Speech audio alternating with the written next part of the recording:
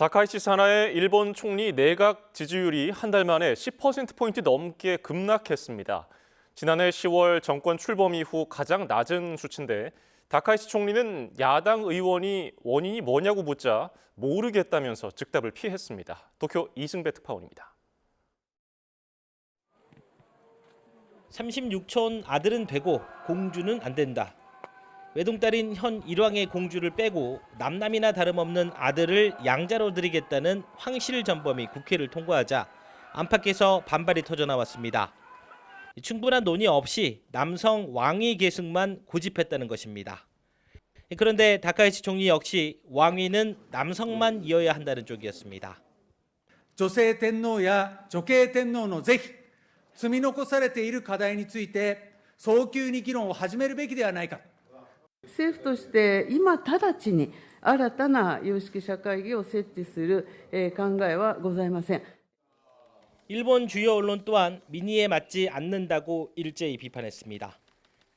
이 영향 탓일까 60%대 탄탄했던 내각 지지율은 이후 빠르게 떨어졌습니다. 불과 한 달 만에 요미우리 신문은 12%포인트, 니혼 게이자이 신문은 10%포인트 하락했습니다. 마이니치 신문과 지지통신이 벌인 여론조사에서는 50% 선도 무너졌습니다.